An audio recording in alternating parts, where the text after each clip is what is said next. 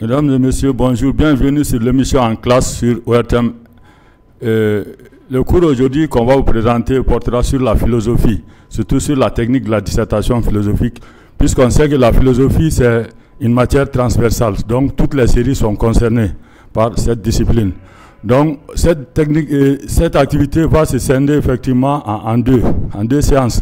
La première séance concernera effectivement les composantes et quelques conseils pratiques pour la dissertation philosophique. Et la deuxième séance va être réservée à l'exercice de dissertation philosophique que mon camarade Ishara Kansai a l'honneur de vous entretenir. Ok, alors bienvenue à l'émission en classe sur ORTM. Comme le professeur Dambélé l'a dit, le cours de philosophie aujourd'hui porte sur la technique de la dissertation. Alors, nous avons constaté que les élèves diabolisent la dissertation et pensent souvent même que la démarche de la dissertation est trop subjective. Il n'en est rien. La dissertation, en fait, suit la même rigueur méthodologique que les sciences exactes. À cet effet, voyons d'abord cette situation qui est là. Un élève de terminale en sciences sociales traite un sujet de philosophie et montre à son professeur. Celui-ci constate qu'il y a beaucoup d'informations, mais la méthode a fait défaut. Donc, surpris de la réaction du professeur, l'élève demande alors: professeur, pouvez-vous nous rappeler la manière de traiter un sujet de dissertation? Donc, quelle est la situation qui s'ensuit? Voilà donc le plan de notre cours. Nous avons subdivisé ce cours-là en 4 activités. La première activité, comme vous voyez, porte sur la définition et l'importance de la dissertation. La deuxième activité porte sur les conseils généraux. La troisième activité porte sur les types de sujets. Et enfin, la quatrième activité porte sur les différentes parties d'une dissertation philosophique. Venons maintenant à l'activité numéro 1. Définition et importance de la dissertation. Voilà une consigne. En t'appuyant sur le cours de dissertation philosophique suivi en classe, définis la technique de la dissertation et montre son importance. Donc si vous avez déjà votre cahier en main, prenez-le, prenez la consigne et on va voir comment on va procéder. Venons à la définition. Le mot dissertation vient d'abord du latin dissertare. C'est quoi dissertare? Dissertare signifie exposer, discuter, raisonner. Alors, on ne peut pas exposer, on ne peut pas discuter, on ne peut pas raisonner s'il n'y a pas de prérequis. Il faut donc, ça s'apprend. Cela s'apprend, cela s'acquiert, ce n'est pas un acquis. Alors, la dissertation est une activité intellectuelle, un exercice théorique qui pousse l'apprenant à une réflexion sur un problème philosophique en suivant une règle méthodologique bien déterminée. Vous voyez, il y a des règles, donc ce n'est pas du fourre-tout. Ce n'est pas parce que c'est de la philosophie que nous allons écrire tout ce qui nous vient par la tête. Qu'est-ce que vous avez constaté? Lorsque les élèves sont en épreuve, on voit que dans les sciences, les élèves souvent se plaignent même du temps qu'on leur a alloué. Ils se disent que c'est peu. En philosophie, qu'est-ce qu'on constate? On constate que les élèves, en réalité, ne consomment même pas la moitié du temps qui leur est alloué. Cela suppose quoi? Cela suppose qu'il y a un préjugé même chez les élèves qui dit que tout le monde est naturellement philosophe. Ce n'est pas le cas. Ça aurait été le cas, on n'aurait pas besoin de professeurs de philosophie en classe pour vous l'enseigner. Ça veut dire que ça doit suivre la même rigueur méthodologique que les sciences exactes. Quelle est donc son importance? Comme nous l'avons dit, l'importance de la dissertation, c'est vraiment d'éveiller en l'apprenant l'esprit critique, le sens de la méthode d'approche pour faire face aux difficultés de la vie. Elle permet aussi au professeur d'apprécier la capacité d'analyse de l'apprenant. Alors, à l'activité 2 maintenant, nous allons voir les conseils généraux. On a constaté qu'il y a 6 conseils que nous avons. Il peut y avoir plus, seulement pour question de temps, nous allons vous donner 6 conseils, 6 points de conseil. Mais voyons la consigne. Qu'est-ce qui est dit? Quels sont les conseils généraux à suivre pour faire une bonne dissertation? D'abord, on va voir ce qu'il faut faire. Ensuite, on verra ce qu'il faut éviter. qu'est-ce qu'il faut faire? D'abord, il faut le bon choix du sujet.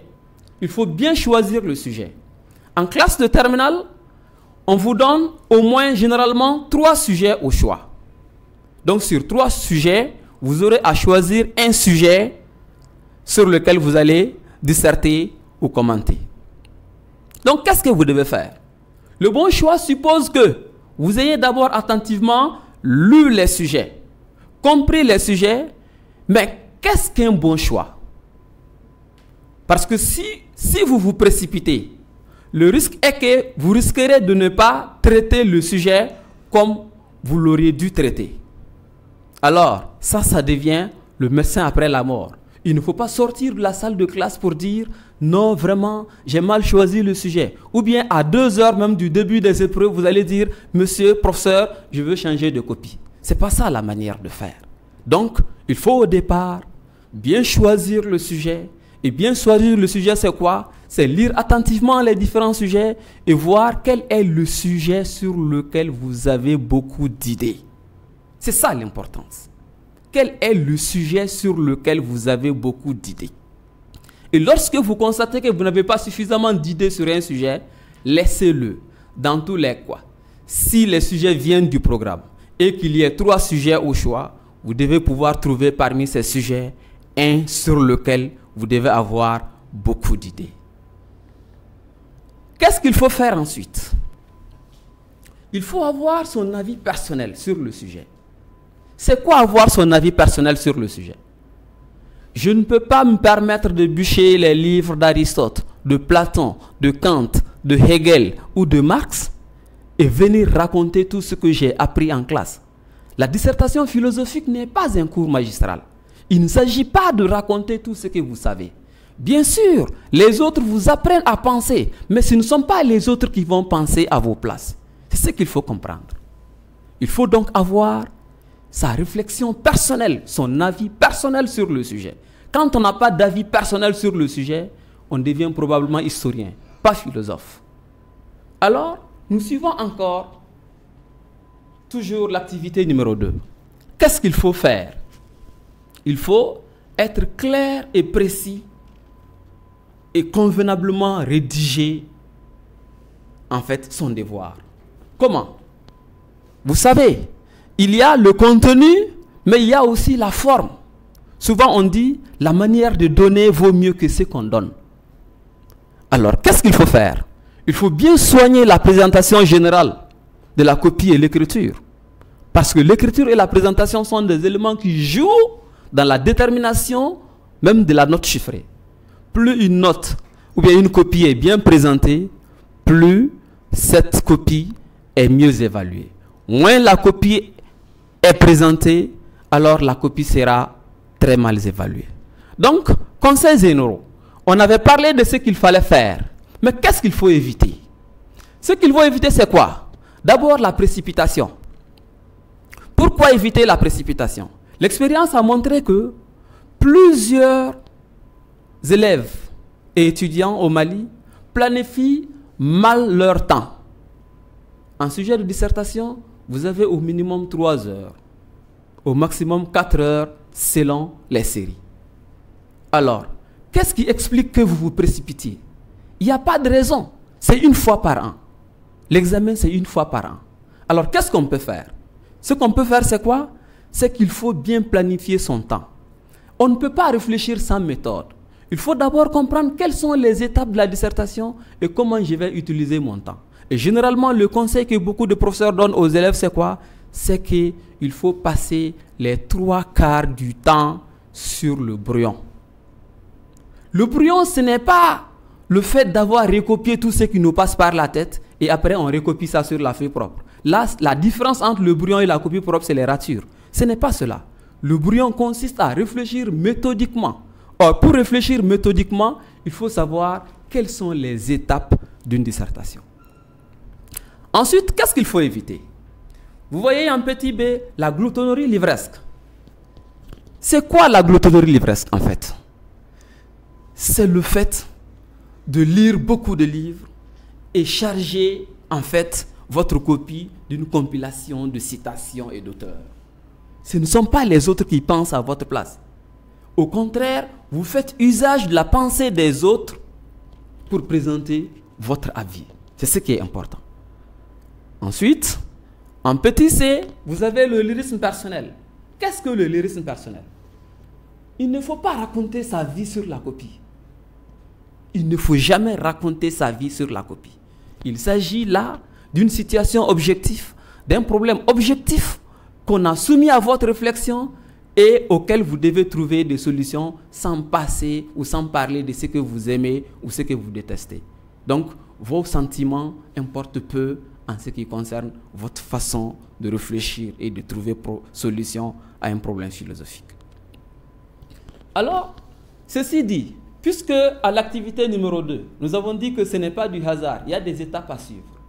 Mais avant de venir à ces étapes, on va voir quels sont les types de sujets. Prenez encore votre stylo.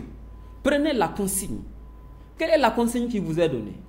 Après lecture attentive de ces sujets, écris chacun d'eux dans la colonne correspondante, puis choisis un que tu traiteras en suivant des démarches qui te seront prescrites.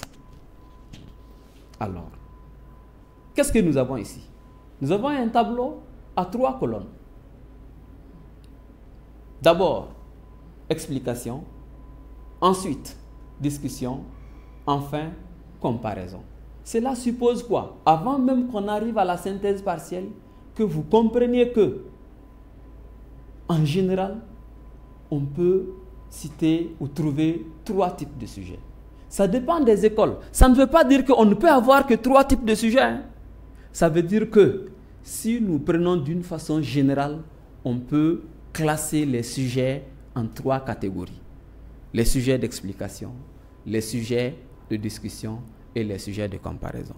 Maintenant, selon que vous soyez en TSS, selon que vous soyez en TLL, selon que vous soyez en TAL, etc., voici une liste de sujets. Alors, à l'extrême gauche de l'écran, vous allez les lire. Ensuite, chacun d'entre vous va faire le choix d'un sujet qu'il traitera selon la démarche qu'on aura prescrite. Quels sont ces sujets alors? Vous voyez le sujet numéro 1. Dans le contexte de l'évolution de l'esprit rationnel, répond à la question suivante. Qu'est-ce que la philosophie? Sujet numéro 2. Dans le contexte de la croyance à la justice naturelle, que signifie l'expression suivante? L'histoire jugera. Sujet numéro 3. Dans la recherche du fondement de la réalité, l'être peut-il échapper au devenir? Sujet numéro 4. Y a-t-il un rapprochement possible entre ces 2 propositions? Mon ami est malade, ma moto est en panne. Sujet numéro 5. L'homme est un être multidimensionnel. Se définit-il par la culture ou seulement par la culture? Voici donc, vous avez une bande de sujets devant vous. Vous allez prendre ces sujets un à un et vous allez essayer de les loger dans les 3 colonnes. Si le sujet est un sujet d'explication, je le mets dans la colonne explication. Si le sujet est un sujet de discussion, je le mets dans la colonne discussion. Si le sujet est un sujet de comparaison, je le mets dans la colonne comparaison. Mais comment on peut les identifier? Voyons donc la synthèse. Les types de sujets. On a dit qu'en général, il existe donc plusieurs types de sujets, parmi lesquels on peut essentiellement trouver 3. Les sujets d'explication, les sujets de discussion et les sujets de comparaison. Alors, comment on va voir ces types de sujets-là? D'abord, comment on va les définir? Ensuite, quels sont les moyens d'identification de ces sujets? Nous allons d'abord voir les sujets d'explication. C'est quoi un sujet d'explication? Ce sont des sujets de type analytique qui n'exigent pas une objection à l'énoncé ou à l'affirmation soumis à la réflexion de l'élève. Donc, il s'agit là de dire en termes clairs ce que le sujet veut dire. Il faut donc aller dans le sens du sujet. Il faut seulement rester dans le sens du sujet. Vous n'avez pas droit à faire objection à l'énoncé. Comment on peut l'identifier? Comme vous le voyez, il y a 2 façons d'identifier un sujet d'explication. selon la formulation du sujet. Si donc le sujet est énoncé sous la forme d'une question directe, on va voir si nous avons la possibilité de répondre par oui ou par non. Dès que nous constatons que nous n'avons pas la possibilité de répondre par oui ou par non, alors on peut dire que c'est un sujet d'explication. Exemple, qu'est-ce que la philosophie? À la question qu'est-ce que la philosophie, je ne peux pas répondre par oui ou par non. Mais vous trouverez que tous les sujets ne sont pas formulés de la même manière. Il y a des sujets citations, il y a des sujets sous la forme affirmative auxquels on donne par exemple des consignes. Donc la deuxième manière d'identifier un sujet, c'est la consigne donnée même dans le sujet. Vous allez voir maintenant des exemples de consignes d'un sujet d'explication. Voici la liste non exhaustive donc des consignes de sujet d'explication.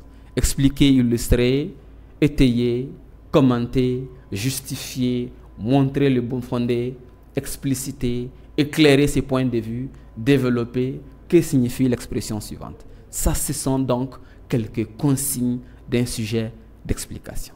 Récapitulons. Qu'est-ce que nous avons dit? Pour connaître un sujet d'explication, nous avons deux moyens. Premier moyen, si le sujet est énoncé sous la forme d'une question directe, on demande si on peut répondre par oui ou par non. S'il n'est pas possible de répondre à la question par oui et par non, donc on peut dire que c'est un sujet d'explication. Deuxième moyen d'identification, la consigne. Vous avez quelques consignes alors d'un sujet d'explication que vous avez devant vos petits écrans. Nous passons. Nous continuons toujours avec les types de sujets. Après les sujets d'explication, nous venons au sujet de discussion. C'est quoi un sujet de discussion? Qu'est-ce qu'on vous demande dans un sujet de discussion? Il s'agit donc de justifier la validité ou l'invalidité d'un jugement quelconque, d'un problème. Il faut nécessairement un plan dialectique. Thèse, antithèse et synthèse. Mais on va se demander, un sujet de discussion est effectivement un sujet à plan dialectique. Mais comment on peut l'identifier? Tout comme dans les sujets d'explication, c'est les mêmes moyens d'identification. Vous voyez, en sujet d'explication, nous avons dit à travers, en fait, la possibilité de répondre par oui ou par non. En sujet de discussion, on va voir, à travers la possibilité de répondre par oui ou par non, on peut dire que le sujet est un sujet, alors, de discussion. Mais le deuxième moyen, alors, pour identifier le type de sujet, ça c'est la consigne.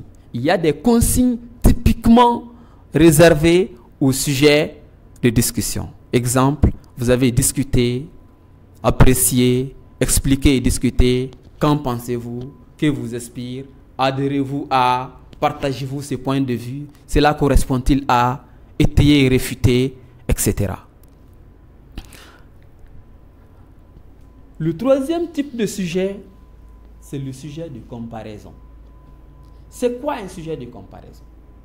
Les sujets de comparaison donc, sont des sujets dans lesquels on demande de comparer deux idées, deux concepts, deux notions ou deux expressions. Quels sont les moyens d'identification d'un sujet alors de comparaison? On le reconnaît surtout à travers la consigne donnée dans le sujet. Vous voyez des exemples devant vous de consignes de sujets de comparaison. Quelle différence faites-vous? Comparez. Quel rapprochement faites-vous? Y a-t-il une similitude? Etc. Donc là, nous étions au type de sujet. Après les types de sujets, nous venons maintenant aux différentes parties d'un sujet de dissertation. Comme vous le savez, un sujet, vous voyez la consigne. Maintenant que tu as fait le choix de ton sujet, vous avez vu en haut la bande de sujets que vous aviez. Vous aviez choisi un sujet. Vous l'avez mis dans une colonne, selon qu'il soit un sujet d'explication, un sujet de discussion ou un sujet de comparaison. Maintenant, qu'est-ce que tu fais? Après ce choix-là, qu'est-ce que je fais? Tu définis les mots-clés du sujet et tu dégages l'idée générale.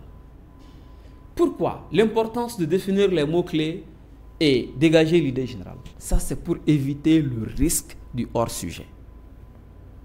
Parce que lorsque vous ne définissez pas les mots-clés, vous ne parviendrez jamais à identifier l'idée générale si vous n'avez pas beaucoup d'expérience en matière de dissertation.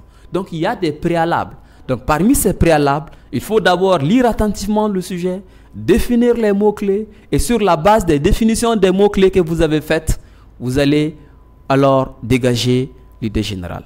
Donc, si vous avez déjà fait le choix de votre sujet, si vous l'avez déjà logé dans une des colonnes, selon qu'il soit un sujet d'explication, un sujet de discussion ou un sujet de comparaison, vous allez alors maintenant dégager son idée générale. Alors, quelles sont les différentes parties d'un sujet de dissertation? On a dit qu'un sujet de dissertation comprend 3 parties. Une introduction, un développement et une conclusion. Mais ça, c'est connu de tous les élèves. Le problème, c'est quoi? C'est qu'on loge à l'intérieur alors de ces différentes parties-là. Quelles sont donc les composantes d'une introduction? Quelles sont les composantes du développement? Quelles sont les composantes de la conclusion? C'est ce qu'il faut savoir. Ce n'est pas un fourre-tout. Je dis bien que ça répond à des exigences méthodologiques bien déterminées. Alors, l'introduction. Voici donc une consigne. Si vous aviez déjà choisi votre sujet, sur la bande des sujets que vous avez vus, alors, en partant de l'idée générale que tu as dégagée du sujet, renseigne les mentions suivantes. Ces mentions sont l'idée générale du sujet, ça veut dire de quoi parle le sujet, ça veut dire le contexte général dans lequel le sujet se situe, la thématique générale à laquelle le sujet là appartient. Ensuite, un paradoxe. Le paradoxe, c'est quoi? On ne peut pas toujours avoir les mêmes avis sur les mêmes problèmes. Globalement, vous devez être capable de dégager les tendances.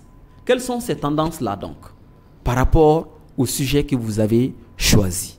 Alors, le paradoxe signifie opinion-objection. Para, ça veut dire contre. Doxa, opinion. L'opinion contraire.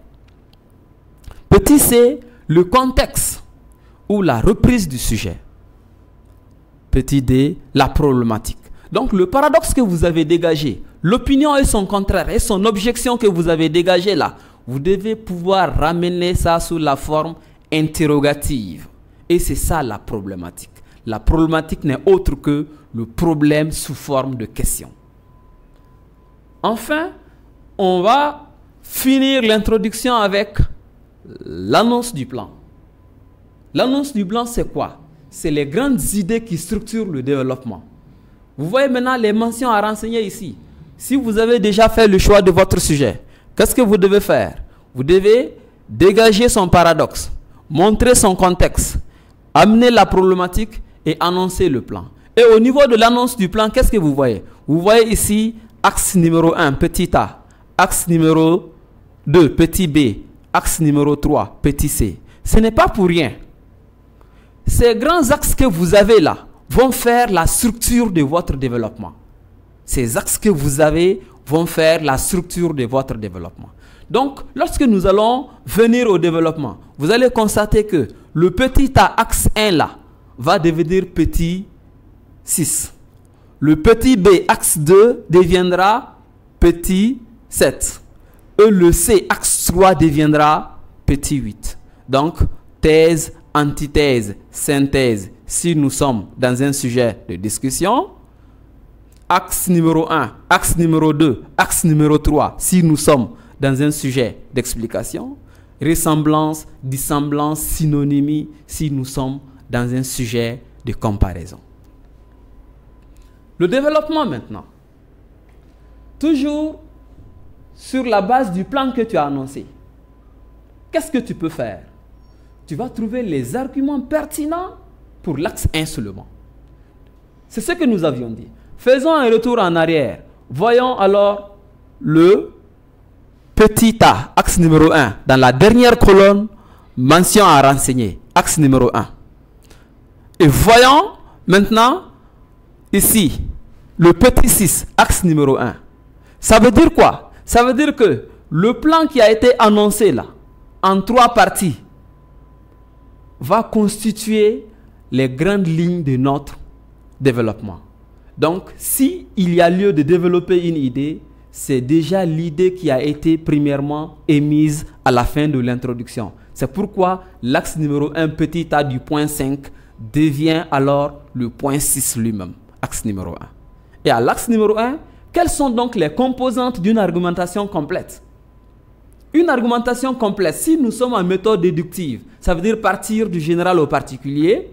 Une argumentation complète comprend d'abord une idée principale. Ensuite, on donne des exemples. Les exemples supposent que, parce que c'est à partir des exemples qu'on peut convaincre. Vous pouvez tirer les exemples de plusieurs sources. Ça peut être de votre lecture, ça peut être la lecture d'un roman, ça peut être la vie en société, ça peut être partout vos expériences personnelles. Dans tous les cas, il faut pouvoir trouver des exemples pour appuyer votre réflexion. Référence et citation au petit b. Pourquoi référence et citation? Parce que la dynamique dans laquelle vous vous trouvez, le sujet que vous êtes en train de traiter, la thématique que vous abordez, il y a eu des gens qui ont pensé comme vous ou bien qui ont pensé autrement que vous. Dans tous les cas, vos références doivent dire autant que j'ai pensé comme ça, il y a d'autres philosophes aussi qui ont abondé dans le même sens ou qui ont abondé dans le sens contraire. Ce n'est pas eux qui parlent à votre place, hein. C'est vous qui parlez, mais vous leur faites parler. Vous faites référence à eux pour appuyer votre thèse. C'est pourquoi j'ai dit, ce n'est pas une compilation de citations. On fait usage des citations pour appuyer sa propre position. Après donc, la référence et citation, on vient à la conclusion partielle. Conclusion partielle, c'est quoi? Je ne peux pas passer à une autre partie sans avoir dit, voilà ce que je peux retenir de cette thématique, de cette première partie qui a fait l'objet de ma réflexion. Donc, conclusion partielle. Pourquoi vous avez vu que la conclusion partielle est en jaune? Vous allez comprendre les raisons lorsque nous allons arriver à la conclusion. Ce n'est pas pour rien qu'on a fait une démarcation de couleur par rapport à la conclusion partielle. Après la conclusion partielle, je fais une transition parce que mon travail n'est pas fini. S'il y a 3 parties, je viens juste de finir avec la première partie. Donc, il faut trouver une phrase ou un connecteur logique qui me permette de quitter d'une partie à une autre. Puisque nous sommes ici au niveau de l'axe numéro 1, on va devoir quitter l'axe numéro 1 pour aller à l'axe numéro 2 qui va être le point 7.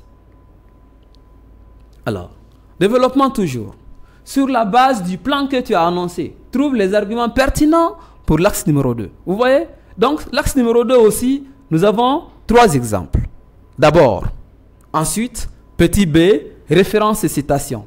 Petit c, conclusion partielle. Et petit d, transition. Alors, nous continuons avec le développement à la 3e partie. Donc, l'axe numéro 3. À l'axe numéro 3 aussi, il nous faut avoir 3 exemples. Référence et citation, conclusion partielle. Maintenant, vous allez vous demander pourquoi on a dit 3 exemples. Il n'est pas obligé, le chiffre 3 là n'est que subjectif, n'est que arbitraire. Mais, on peut trouver une justification. La justification du 3, c'est quoi? Je ne peux pas avoir une dissertation où à l'axe numéro 1, j'ai fait un développement assez colossal et qu'à l'axe numéro 2 soit assez restreint. Ce n'est pas normal. Donc, pour question d'esthétique, nous avons demandé d'harmoniser le nombre d'exemples pour que la présentation soit encore plus intéressante. Alors, qu'est-ce qu'on va retenir du développement? Nous retenons qu'il n'y a pas un plan valable pour tous les sujets. Ce n'est pas possible.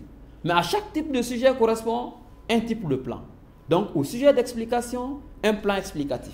Au sujet de discussion, un plan dialectique. Au sujet de comparaison, un plan comparatif. Ceci dit donc, nous venons alors à la conclusion générale. Vous avez vu, à la fin de l'axe numéro 1, nous avions dit conclusion partielle en jaune. À la fin de l'axe numéro 2, nous avons parlé de la conclusion partielle en jaune. À la fin de l'axe numéro 3, nous avions parlé de conclusion partielle en jaune. Cette fois-ci, qu'est-ce que je fais? Je ne peux pas continuer à me masturber la cervelle. Je dois simplement faire la somme non mécanique des 3 conclusions partielles. Conclusion partielle numéro 1, conclusion partielle numéro 2, conclusion partielle numéro 3. Maintenant, plus l'ouverture. Quelle est l'importance de l'ouverture? Un problème philosophique n'est pas comme un problème scientifique. Dans un problème scientifique, on peut probablement avoir une solution définitive. Si, par exemple, on te donne une équation de mathématiques, Je sais que la solution est égale à ceci ou cela. Mais ce n'est pas le cas en philosophie. Les problèmes sociaux sont beaucoup plus complexes que les problèmes scientifiques.